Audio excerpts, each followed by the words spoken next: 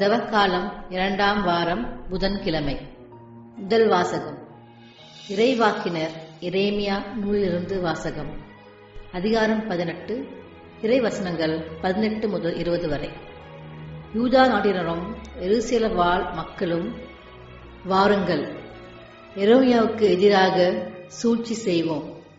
குருக்களிடமிருந்து சட்டமும், ஞானிகளிடமிருந்து அறிவுரையும், இறைவாக்கினர்களிடமிருந்து இறைவாக்கும் எடுபடாது. எனவே அவர் மீது குற்றம் சாட்டுவோம். அவர் சொல்வதை கேட்க வேண்டாம் என்றனர். ஆண்டவரே, என்னை கவனியும். என் எதிரிகள் சொல்வதை கேளும். நன்மைக்கு கைமாறு தீமையா? என் உயிரை போக்க குழி பறிக்கின்றார்கள். அவர்கள் மேல் உமக்கிருந்த சினத்தை போக்குவதற்காக அவர்களை குறித்து நல்லதை எடுத்து சொல்வதற்கு நான் முன் வந்து நின்றதை நினைவு கூறும். இது ஆண்டவர் வழங்கும் அருள்வாக்கு. இறைவா, உமக்கு நன்றி. நற்செய்தி வாசகம். மத்தேயு எழுதிய நற்செய்தியிலிருந்து வாசகம்.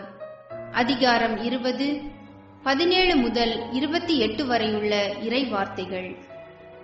அக்காலத்தில் இயேசு எருசலேமை நோக்கி செல்லும் வழியில் 12 சீடரையும் தனியே அழைத்து, இப்பொழுது நாம் எருசலேமுக்கு செல்கிறோம். மானிட மகன் தலைமை குருக்களிடமும் மறைநூல் அறிஞர்களிடமும் ஒப்புவிக்கப்படுவார். அவர்கள் அவருக்கு மரண தண்டனை விதிப்பார்கள். அவர்கள் அவரை ஏளனம் செய்து சாட்டையால் அடித்து சிலுவையில் அறையும்படி பிற இனத்தவரிடம் ஒப்புவிப்பார்கள். ஆனால் அவர் 3ஆம் நாள் உயிருடன் எழுப்பப்படுவார் என்று அவர்களிடம் கூறினார். பின்பு செபதேயுவின் மனைவி தம் மக்களோடு ஒரு வேண்டுகோள் விடுக்குமாறு இயேசுவிடம் வந்து பணிந்து நின்றார். உமக்கு என்ன வேண்டும் என்று இயேசு அவரிடம் கேட்டார். அவர், நீர் ஆட்சி புரியும் போது என் மக்களாகிய இவர்கள் இருவருள் ஒருவன் உமது அரியணையின் வலப்புறமும் இன்னொருவன் இடப்புறமும் அமர செய்யும் என்று வேண்டினார். அதற்கு இயேசு, நீங்கள் என்ன கேட்கிறீர்கள் என உங்களுக்கு தெரியவில்லை. நான் குடிக்கப் போகும் துன்பக் கிண்ணத்தில் உங்களால் குடிக்க இயலுமா என்று கேட்டார்.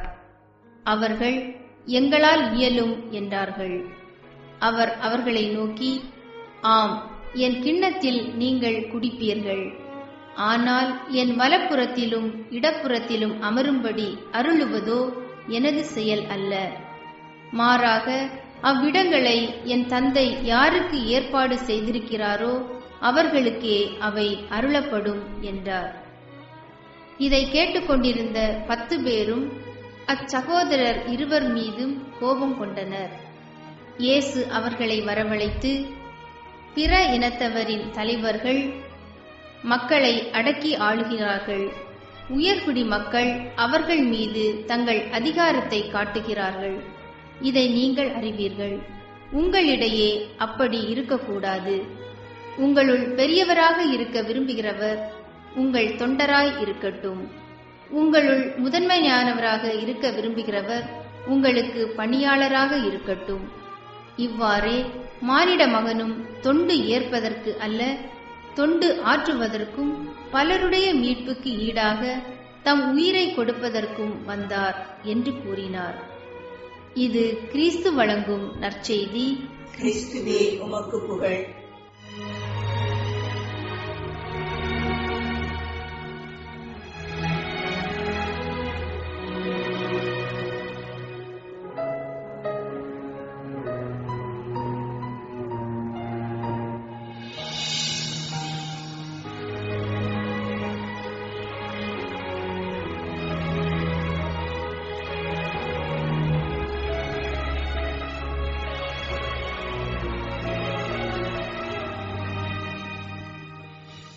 பழைய ஏற்பாட்டின் இறைவாக்கினர்களில் ஒரு சிலரின் வாழ்வானது அதிகமாக இயேசுவின் வாழ்வோடு ஒத்துப்போகக்கூடியதாக இருக்கின்றது. அதில் ஒருவர் எரேமியா. முதலாவதாக, இயேசுவைப் போல எரேமியா ஓர் இளைஞரே, திருமணமாகாதவர். இரண்டாவதாக, தான் உரைத்த இறைவாக்கின் காரணமாக ஏராளமான துன்பங்களை அனுபவித்தவர் எரேமியா. மீண்டும் மீண்டும் சிறைப்பட்டது, பாழும் கிணற்றில் இறக்கப்பட்டது, பல முறை கொல்ல முயற்சிக்கப்பட்டது போன்ற துன்பங்கள் அவர் வாழ்வில் நடந்தேறின. எரேமியா 36 முதல் 45 வரை உள்ள பிரிவுகள் அவரது துன்பங்களை விரிவாக நமக்கு எடுத்துரைக்கின்றன. இயேசுவும் எந்த அளவிற்கு துன்பப்பட்டால் கொடுமைப்படுத்தப்பட்டார் என்பதை நற்செய்தி விரிவாக நமக்கு எடுத்துரைக்கின்றார். மூன்றாவதாக, இருவருமே தாங்கள் எந்த மக்களுக்கு நன்மைகள் செய்தார்களோ அதே மக்களாலேயே துன்பங்களுக்கு ஆளானார்கள். எரேமியாவின் பணி இருவகைப்பட்டதாக இருந்தது. ஒரு பக்கம் அவர் இஸ்ரேல் மக்களின் தீமைகள், பாவங்கள், கடவுளுக்கு பிரமாணிக்கமற்ற தன்மை, நீதி நேர்மையற்ற வாழ்வு ஆகியவற்றை சுட்டி காண்பித்து அவர்களை மனம் மாற கடவுளை நோக்கி திரும்ப அழைத்தார். இன்னொரு பக்கமோ மேற்கண்ட தீமைகளால் இஸ்ரேல் மக்கள் மீது கோபமாக இருந்த கடவுளிடம் இஸ்ரேல் மக்களின் நற்குணங்களை எல்லாம் எடுத்துச் சொல்லி அவர்களுக்காக பரிந்து பேசினார். இறைவன் இஸ்ரேல் மக்கள் மீது எந்த அளவிற்கு கோபம் கொண்டவராக இருந்தார் என்றால், அவர் மக்களுக்காக பரிந்து பேசி மன்றாடிய எரேமியாவிடம், இந்த மக்களுக்காக நீ மன்றாட வேண்டாம், என்னிடம் பரிந்து பேச வேண்டாம், யூதாவின் நகர்களிலும் எருசலேமின் தெருக்களிலும் அவர்கள் செய்வதை நீ பார்ப்பதில்லையா என்று சொன்னார். எரேமியா 7:16 முதல் 18 வரை உள்ள வசனங்கள். எனினும் எரேமியா இறைவனிடம் இஸ்ரேல் மக்களுக்காக பரிந்து பேசியதை நிறுத்தவில்லை. இப்படிப்பட்ட எரேமியாவிற்கு எதிராகத்தான் இஸ்ரேல் மக்கள் செயல்பட்டனர். இதுவே இன்றைய முதல் வாசகம். எரேமியா, ஆண்டவரே, என் உயிரை போக்க குழி பறித்திருக்கின்றார்கள், அவர்கள் மேல் உமக்கிருந்த சினத்தை போக்குவதற்காக, அவர்களை குறித்த நல்லதை எடுத்துச் சொல்வதற்காக நான் முன் வந்து நின்றதை நினைவுகூரும் என்று மன்றாடுகின்றார். இயேசுவுக்கு நிகழ்ந்ததும் அதுதானே.